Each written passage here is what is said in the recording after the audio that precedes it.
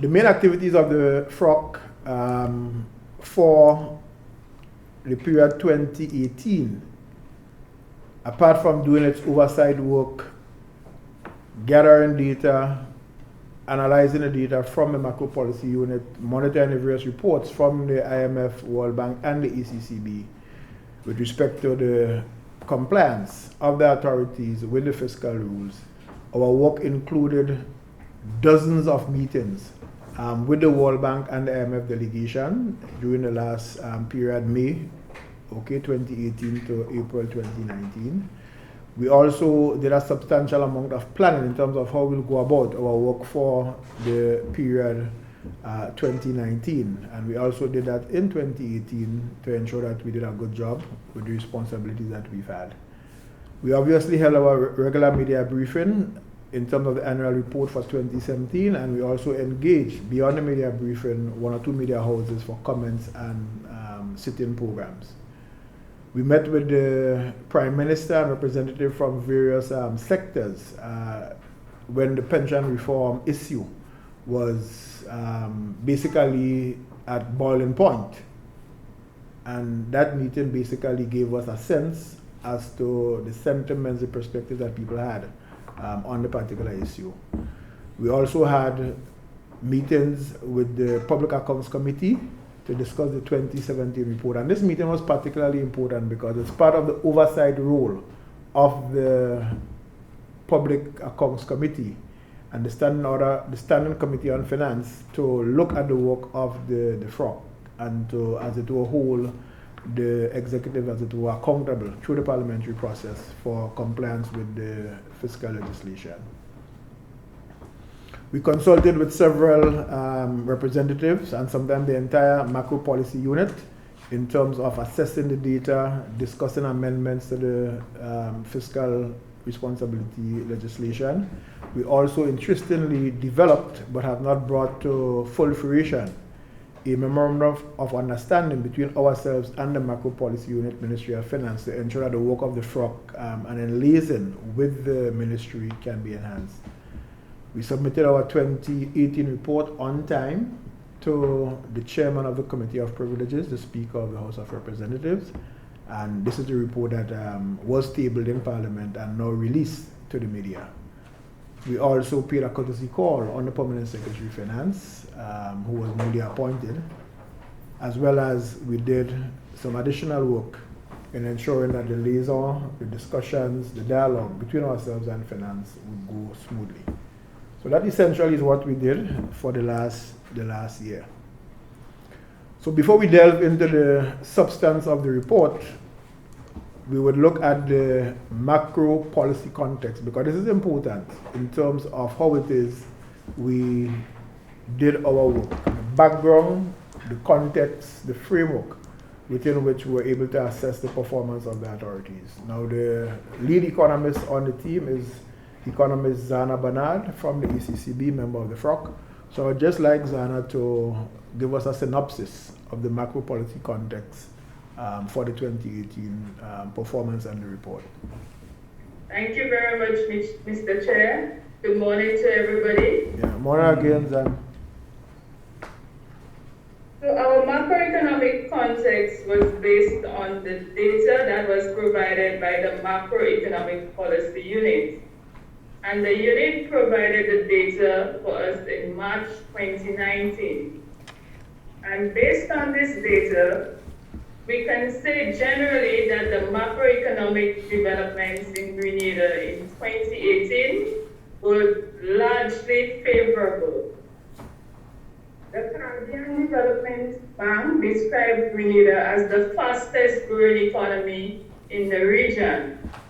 And because of this growth, there was less unemployment, there was a lower debt stock, the fiscal performance improved, there were improvements in the external sector, there was higher GDP per capita, and this environment also contributed to a stable financial sector.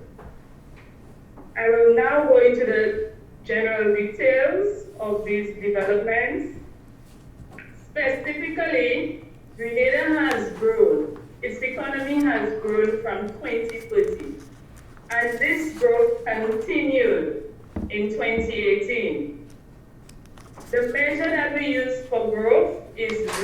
GDP at market prices, and it's estimated to have expanded by 5.2% in 2018, following growth of 5.1% in 2017. So the growth rate in 2018 was relatively on par with 2017. And we can say that Grenada is experiencing a boom in growth at this present moment. Against the context of growth, the inflation was relatively stable. The indicator that we use to measure inflation is the consumer price index, and the average rate of inflation moved from 0.9% in 2017 to 0.8% in 2018. And a lot of that has resulted from low global commodity prices, especially low international oil prices. Moving along to unemployment, in terms of the specific data for unemployment, the data that we received was for June 2018, and it showed that the rate of unemployment was 20.9% as of June 2018. This was a decline relative to the rate that was recorded in 2017, which was 23.6%. Likewise, there was an increase in GDP per capita, which was roughly 27,000 in 2017, and it moved to roughly 29,000 in 2018. I will now move along to the fiscal developments, and these developments were generally positive and favorable. The primary surplus, which is our major indicator, moved from 5.7% of GDP in 2017 to 6.8% of GDP in 2018. And this was a result of a combination of developments, especially an increase in revenue. The overall surplus rose from 3% in 2017 to 4.8% of GDP in 2018. And the wage bill, as a percentage of GDP, it declined. So it moved from 8.1% in 2017 to 7.8% of GDP in 2018.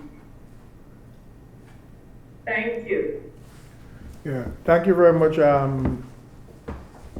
Zan. So just to reiterate as we proceed, the key messages are central government performance is in line with the Act.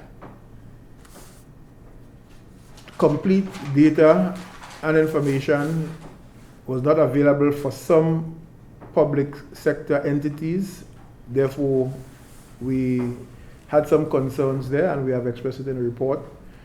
The medium-term agenda of the government emphasizes inclusive fiscal policy, which is extremely important, and by that we mean that whatever enhancements are made with respect to fiscal performance as well as economic growth must redound to job creation and poverty reduction. There's no point in having improved fiscal performance and unemployment is remaining high and poverty is remaining high. So growth, improved performance must redound to improvement as far as jobs and poverty reduction is concerned, and also the emphasis on capital spending.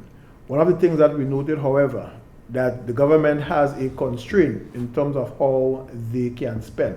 And that's where the Fiscal Responsibility Act comes in to ensure that certain ceilings are not exceeded. And as people remember, we always said that the origins and the genesis of fiscal crisis or crises is when we spend more than we earn or we spend irresponsibly, and therefore while the government has a program of expenditure, it is bounded by the Act to do so in a responsible way, and that we have seen in 2018. The medium-term main message remains very positive for the central government fiscal situation. However, there are downside risks and uncertainties, and we highlighted the primary ones in the report, being the pension restoration and reform, as well as a little lower down the road, the National Health Insurance Act that has to be assessed and quantified so we can see the fiscal implications and have them properly managed. So as a FROC, we seek to contribute towards a culture of fiscal responsibility, transparency, and accountability. The important thing for us, the primary thing, is whether or not the authorities are compliant with the rules. And I would just like to go through quickly the fiscal rules that the government is supposed to comply with in managing the affairs of the country. And we gave you a synopsis of that, and we expand the details on page 17 onwards on the report. The summary is on page 10. So the first and primary one has to do with the public sector debt to GDP. And the target here is 55%, and right now, as at 2018, it is at 72.8. Now, sometimes you might see different figures coming up. And what we want the media to do is to distinguish between central government debt to GDP, which will give you a lower figure, as opposed to public sector debt to GDP, which will give you a higher figure. So the law, the rule that we are monitoring is not the central government debt. We are monitoring the public sector debt to GDP. And the target has not yet been reached, so our conclusion is the authorities are not compliant. We know they are working towards it, and great strides have been made and continue to be made in this regard. The second rule has to do with the public-private partnership arrangements, which can give rise to contingent liabilities. If you have a public-private sector arrangement that incur debts, there's a rule for that the debt incurred by those entities should not exceed 5% of GDP. We're saying that this is an area of non-compliance only because we are yet to be satisfied that the fiscal authorities have properly examined all the arrangements that exist to determine, one, whether or not they are public-private partnership arrangements, and two, what are the liabilities, if any, these arrangements have incurred in the past and need to be accounted for. The third one is the wage bill to GDP ratio.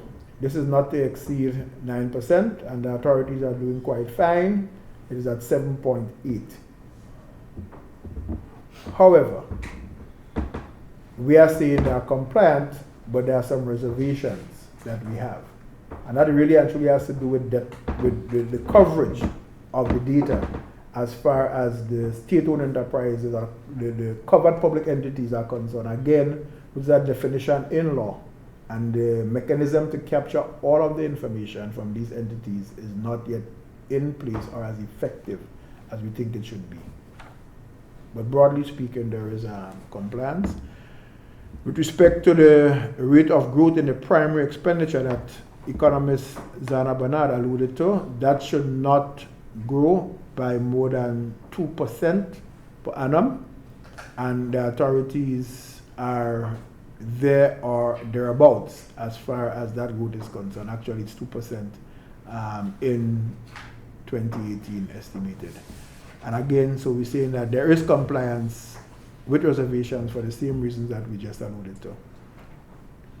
And then the last one has to do with the primary balance, which should not exceed 3.5, which should not be less, my bad, should not be less than 3.5% of GDP. So the bigger your balance, the better it is. It shows that you have buffers being accumulated in the system.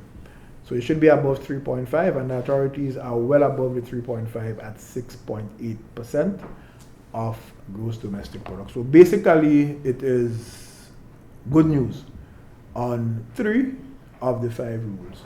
And the 2, where we say that there is non-compliance, steady progress is being made with respect to 1, that is the public sector debt to GDP, and the public-private partnership assessment remains outstanding, and there's work to be done. I think at this point we could move to the general conclusions and recommendations that we have made for 2018, and then we'll entertain some questions, because people had the report, they would have read it over the last 2 weeks, and I know that you are itching to ask your questions. So I'll let Committee Member Smith just give us the conclusion recommendations that we have made, also in the report, but he'll highlight some of them for us. Thank you, Mr. Chairman. Our conclusion and recommendations were outlined on pages 49 and 50 of the report, and some of them have already been highlighted by the chairman. I'll just summarize 3 or 4 of the main ones. He noted that central government's performance largely followed the Act, and that is represented by the 3 rules which got a yellow rating, which was compliant with reservations. We noted that while complete data and information is not available for the entire public sector, so until they get the covered public entities included in the data, they would be weak in those areas. But central government's performance has largely followed the Act. From that, we suggested that government should issue a policy statement on a targeted time frame for expanding fiscal and debt data coverage to the entire public sector debt. This is the 3rd report we are doing. This is the 3rd time we are saying that the covered public entities are not included. And we are suggesting that they issue a policy statement given a time frame, a targeted time frame to get these statutory bodies under reporting. Instead of leaving it open-ended, they should issue a policy statement with a targeted time frame. Another thing, we made several recommendations throughout our 3 reports for amendments to the Act. There are several things in the Act which need amending, which need streamlining, which need tidying up to clear up some ambiguities. I think those are outlined on pages 46 to pages 49, and in Appendix 3, I think. There's several amendments we suggested. We've had meetings with the Ministry of Finance on it. We've had meetings with the IMF on it. I think all parties are on board. We sorted out some differences, and we have been promised that those things will be amended soonest. I can't say when, right? But those amendments need to be done as soon as possible, in our opinion. The question of the PPPs, which the chairman spoke about, we need to get those contingent liabilities understood. We need to know, are there any PPPs, and a study should be done, as he had said. That would allow those contingent liabilities, if any, to be integrated into the fiscal risk analysis and the budget process. Let me say the FROC, like the Ministry of Finance, is on a learning curve. We started this thing, this is our 3rd report, and similarly for the Ministry of Finance, the Macroeconomic Policy Unit, they are also on a learning curve. But you will see each successive report has been more comprehensive, more detailed. And that is what we expect will continue as we go along. So those are some of our main conclusions and recommendations. But the details are outlined, as I said, on pages 49 and page 50. Yeah. Thank you very much, Committee Member Smith. So that brings to an end our general remarks and highlights. And I would now invite the media to ask the questions that you've had written down for the last 3 weeks, and those that you have just formulated as a result of our remarks. Morning, Administrator. Using your guidance, I've got a lot of questions that I had written down first. According to the report, only the chairman term continues in the 2020. Can you tell us whether or not members has been reappointed, and if not, when would we see? What is the process for new members to be appointed? Okay, so the process involves the Director of Audit doing the necessary search an assessment of potential members based on the provision of the legislation, because it's very clear that members must meet certain criteria and qualifications, like an attorney, accountancy, economics, right, and stuff like that. So that is in the law. And the Director of Audit recommendation obviously will make its way through the process, and that terminates with the Governor General making the appointment. So that process right now is in train. So last year when People's Term had ended, they were approached with the question, would they want to continue serving? But the way the law is written, people have to have different terms so that at no point in time everybody gets swept away. And after, I think, 2 years, some members can be reappointed.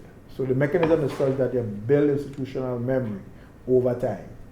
So there will be 2 members staying on, at least for the next year. As far as I'm aware, that will be myself, whose term has not yet ended. And without speaking for the central bank, because the process has to go through, it is highly likely that the economists that the central bank has in law the authority to appoint, it is highly likely that that economist will continue. But that is not, as I say, for me to indicate, but it would help in terms of the institutional memory of the firm. Just for clarity, the selection is done, the search is done by the Director of Audit, and it has to be approved by the Governor General. The Cabinet is no way involved. No, the Cabinet has a role, no doubt, because remember the Speaker of the House of Representatives is also the chair of the Committee of Privileges, and our committee serve under his auspices. So there's this dialogue and collaboration, among the Speaker, the Director of Audit, and of course the Executive Authority. Thanks for the clarity. Okay, my other question before this thing has to do, can you explain the difference between central debt and public debt? And then I have another question to follow. Continue. Not a problem. I'll ask Economist Zana Bernard to explain the difference between central government debt and public sector debt. Zan? Okay, thank you, Mr. Chair. Central government debt is a more narrow definition of public sector debt. So public sector debt is the umbrella. It consists of central government debt, central government guaranteed debt, and the debt of statutory corporations or state-owned enterprises. So within public sector debt now, you have debt which was contracted by the central government that you refer to as central government debt. Okay, let me make sure I understand it. The central government is just government debt, but the public sector debt is the inclusion of state bodies and other PPPs. Yeah.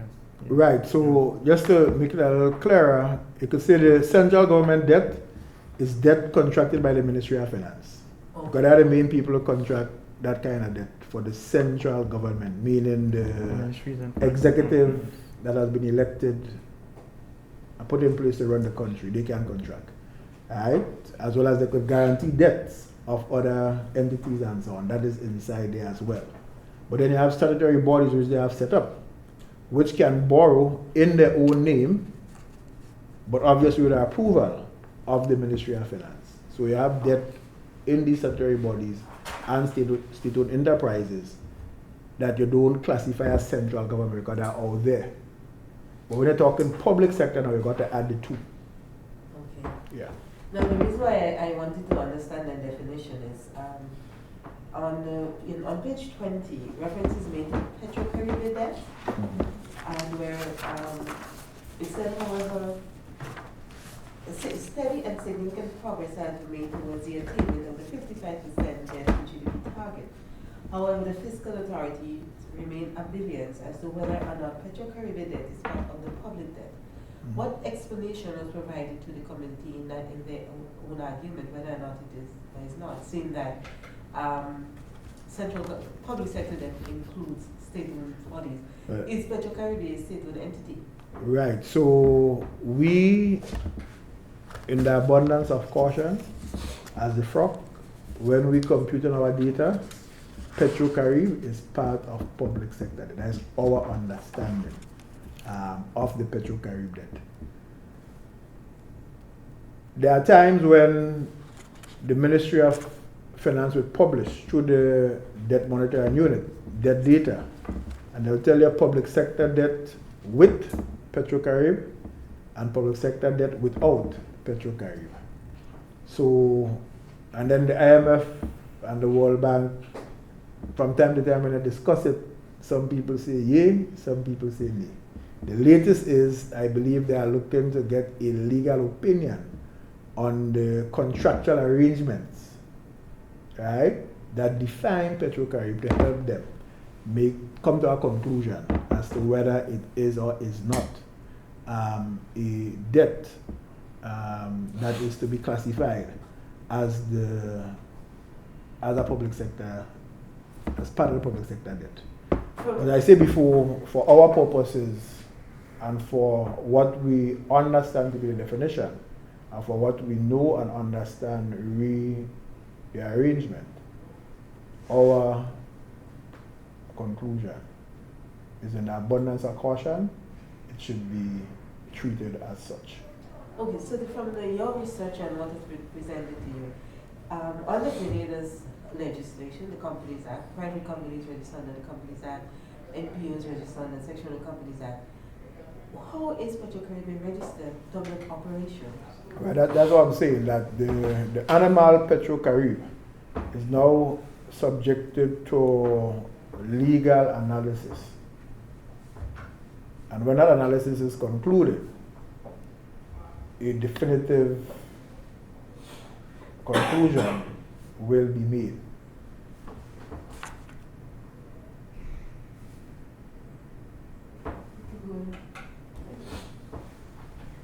Good morning. In the face of demands by the Trade Union Council for pension and gratuity, taking into account the concerns already with the public sector debt, have you recommended, or can you provide in your analysis and your expertise, should government consider or continue with its path of meeting those demands?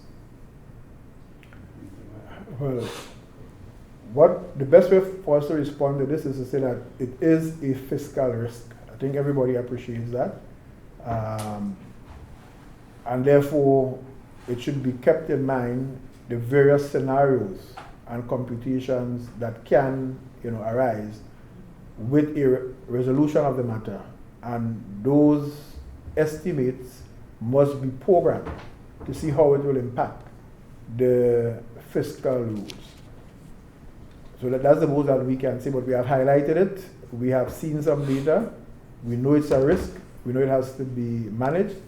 And so if there are legal implications, let's say one scenario is where the highest court rules that this is what has to happen. Then there are financial implications which now have to be programmed in terms of how are we going to meet these legal obligations, where we are bounded by the code to act, but there are implications fiscally. That is a headache that the ministry and the fiscal authorities will have to manage. Yeah. In going through briefly some of the reports, I don't know if I'm wrong, but I'm getting a sense that there has not been general, in terms of the Ministry of Finance providing the required data for your assessment, have there been concerned areas in terms of you getting the required data that is needed? Because I'm looking through on the public sector debt to GDP ratio on the state-owned enterprise, it said that the concern that all debt and contingent liabilities assumed by government are not captured, and also with some of the PPP arrangements, I noticed that was also a concern. And how do you address that going forward? That is what we said, that the covered public entities are not included in the data we use for our ratios, right? So that is why the last three rules number 3, 4, and 5, they got compliant with reservations.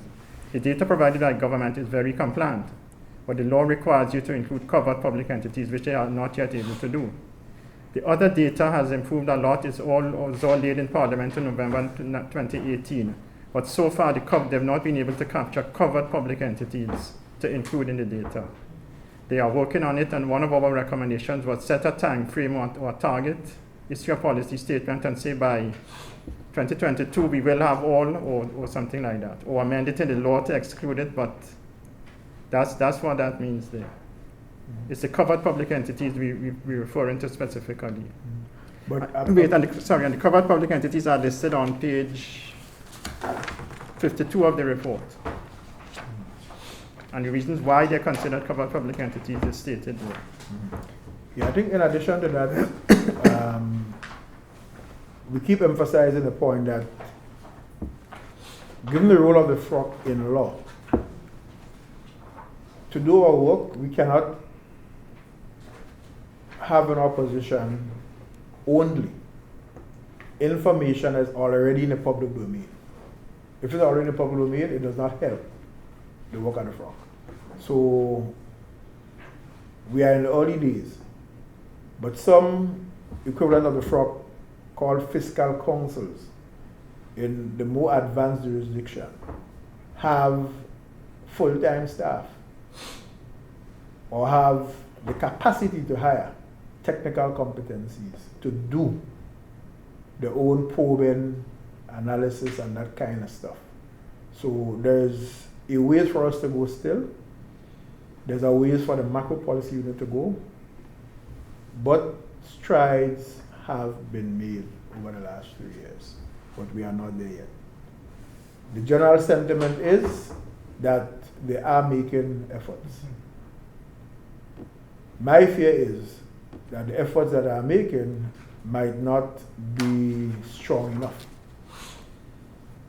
to keep us there. Because while we pride ourselves in being the first, sorry for the Bahamas, but they were just about to launch their fiscal council before the hurricane. Jamaica is well on the way. So what you might actually find happening is where, while we are the first, there are those who are going to learn from us and who are going to build a better system. And we think that we need to do some work on the law, repeal, reform, build the MOU between the FROC and the Ministry of Finance, build the capacity at the macro policy unit, and strengthen, our own fiscal council. That's our suggestion and mindset going forward. We noticed that in terms of the economic activity and improvements, we note that they work on robust, strong performance in the construction and tourism sectors, but we also see that a large portion of that performance in the construction sector particularly was driven along by some of the major projects like the CBI projects. Now some economists have said that this cannot be counted because the CBI projects or the performance of the CBI projects cannot be, in terms of the future, you don't know what will happen, so it should not be counted as or seen as, it should not be counted as contributed to the economy, to the economic performance. What is your assessment of that? Right, so I would let Zan take this one and I would weigh in with my own subscript. Zan? Mr. Chair, if I may clarify, is the point that we should not include construction in the GDP data because it's related to CDI? Yes. Yes, the performance of the sector. Okay. Well, GDP is about general economic activity in the economy, and if there is activity in construction, it has to be measured. We cannot discount the CDI. The CDI contributes to the economy of not only Grenada, but other economies in the region. There are projects on stream, there are new ones that are going to be launched. People are being employed, people are earning incomes from the construction sector. So, definitely that amount of activity has to be included. The question is whether it is sustainable. So the question is what happens after these projects have been constructed? What will happen to the employment of persons employed? Is Grenada as well at a level where it can provide the supply of labor needed for those construction projects? So there are various issues surrounding the activity in the construction sector, but definitely it cannot be discounted just because it's linked to the CPF. Right, and thank you very much, Zan. And my subscript is this. Be careful the question you ask. That's the economist now. The question is not, is it sustainable? The question is, how sustainable do we want it to be? These programs have been in existence for 30 plus years in other jurisdictions. We are late arrivals. There are things to be learned from them. So we as a country have to see the CBI for what it is. There's a new phenomena, in my opinion, in the human civilization. From the time human beings could have walked, they traveled, they migrated. We are just in an era now where there is something that we are calling investment migration, where people want to move, want to have the freedom and so on and so forth. And this is therefore an emergent economic sector that some countries have been ahead of the curve for a long while, that others are catching up with. So the question for economists, policymakers, and all the players is, how sustainable do we want our program to be, and what should we do about it to make it as sustainable, as robust as it can be for the future growth and development of Grenada. That's my subscript. Thank you. And just finally, for me, for clarity, on the suggested amendments, it said, as it stands, given the extensive amount of amendments to FROC, believe it is necessary to enhance the FRA. It is FROC's respectful submission that the current legislation, Fiscal Responsibility Act number 29 of 2015, should be repealed and replaced. Can you clarify, please? When you pass a piece of legislation, you tend to have something big and complicated as this. You tend to have amendments over the years, right? So you'll have the main act, and you'll have amendment number 1 2 years later, and amendment number 2 3 years later. Pretty soon you have 10 amendments or 12 amendments. I mean, I've seen legislation with 1 act and 12 pieces of amendments that you have to follow to understand the act. You have to have all the amendments. What is normally done and what we recommend is that we repeal the whole act now, cancel it, and start over with the same pieces that you want to keep and amend the pieces that you want to amend. So we recommended at least 15 or 20 amendments.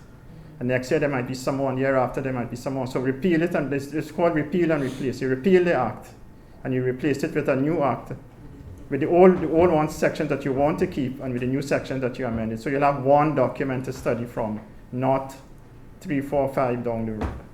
It's easy to follow rather than looking at section 1 in this thing and section 2 in that part and section 3 here and section 4 there. Everything would follow in one act. And that's what we strongly, strongly recommend. Repeal the act and replace it with all the amendments you want. If I could just ask, looking at page 52, where you mentioned the public entities. Yeah.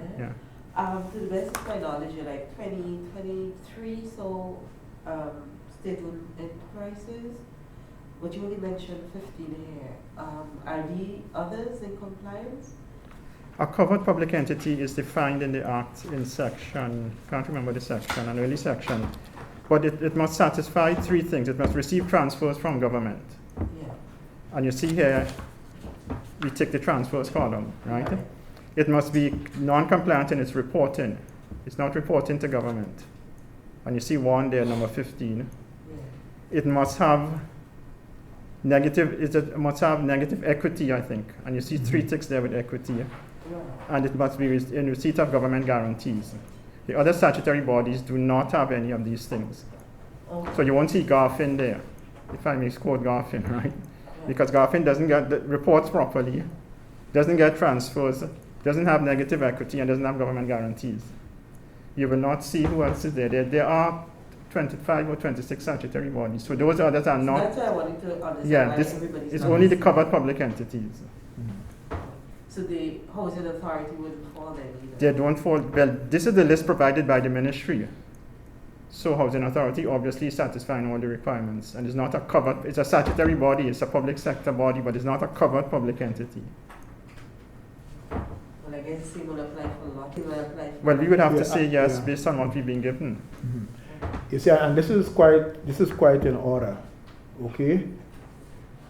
In the sense that the FROC can pull all these financial statements, if available, and conclude if the equity is negative or not.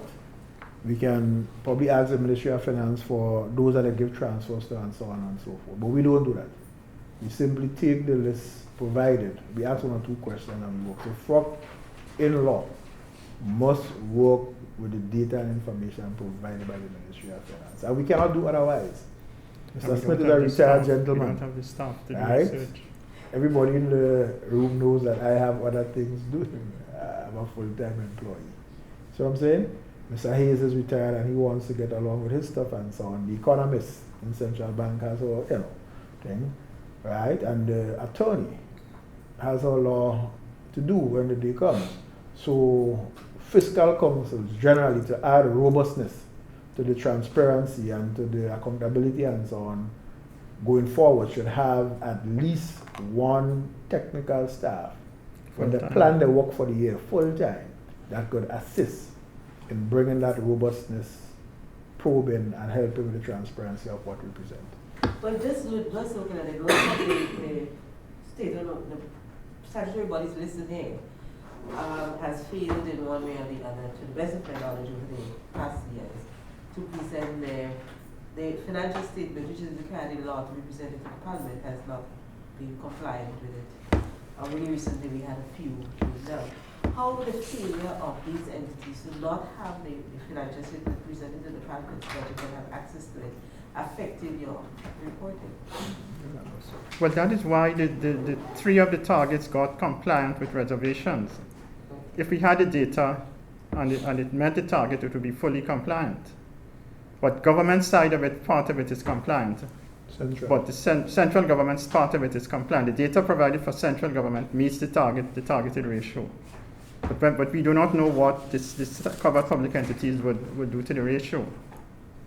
So these covered public entities are supposed to be included in the data, right? That is presented to us for the wage bill data, the primary expenditure data, and what's the third rule? Wage bill, primary expenditure, Growth and expenditure. growth and expenditure. Yeah, those covered public entities must be included in that data to work out that, to calculate that ratio. So unless and until we get the public entities, we cannot give them fully compliant. Okay. Unless So and until the law is compliance changed. with CDA is compliance with reservation. Meaning Compliant that with the reserv- central government is It's compliant. okay, yes. But the other bodies are not compliant But we don't know because we don't have the data at the time of your report. at the time of our report, at the time of our first report, at the time of our second report, and at the time of our third report. And remember, not making excuses for the macro policy unit, but Angus worked in the Ministry of Finance for years. I've been there as well. I think the intent is good, but the unit has to be resourced more fully, in our humble opinion, to be able to work with the statutory bodies. Because sometimes some of the data you want from these entities, the way in which the accounting systems are structured and reporting protocols and so forth, they have a hard time. So sometimes when we set these rules down, they assume a certain environment. So we now have to work hard to enhance that environment, to enhance the systems and so on, so that we can get to where the legislation suggests we should be. So don't be daunted, but I think we want to see annual strides through concerted efforts in making this list not 15, right, but obviously 0. But we should have a target which says that for the next reporting period, these 3 of these 15 entities are best poised in terms of their system, their staff, and so on and so forth, to become compliant, to give us all the data that we want. That's the kind of program, we would want to see. And again, a council with resources or a FROC with resources can do that assessment itself and suggest to the ministry and work with them so that collaboratively we can increase the accountability and the transparency of the fiscal information. If you look on page 10, Mr. Chairman, through you, the bottom of page 10, 1.5, we clearly define what a covered public entity is and what are the criteria to meet that standard. So this is where that appendix comes from. The bottom of page 10 clearly outlines what a covered public entity is. My last question is on page 13. It says 2.4. There was still a lack of information and data on movement in poverty and wealth distribution. Efforts by the authority to preserve social spending to enhance inclusion. Can you just explain to me who is responsible for the data gathering and trying to make poverty and wealth distribution? Yeah, Zane, I want to take 2.4, page 13. So in point 2.4, we stated that there was a lack of information and data movements on poverty and wealth distribution. We collect all the information from the macro policy unit, which sources this data from the Central Statistics Office. I understood that the poverty assessment survey is most likely ongoing, and very soon, perhaps this year or maybe the next, we may be able to get information on poverty and wealth distribution. That is essential to really estimate or to really measure the economic progress of the country.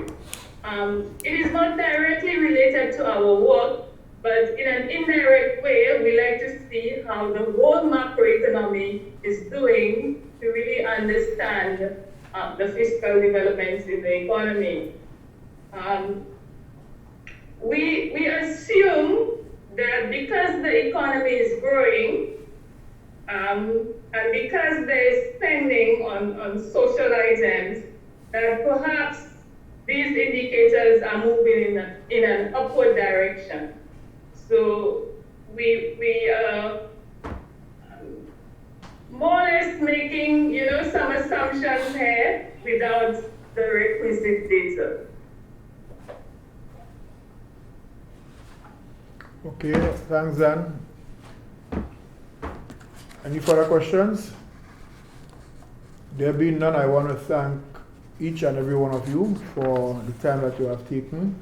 The quality of the questions and the discussions, no doubt, has improved from report number 1 and briefing number 1, report number 2 and briefing number 2, and this our third. I want to thank Zan for having taken the time off to join us by Zoom. I want to thank Angus for taking the time to come and be part of this briefing, and of course our hard-working secretary from PKF, Mrs. Millet. Thank you very much. Thank you. Turn off that.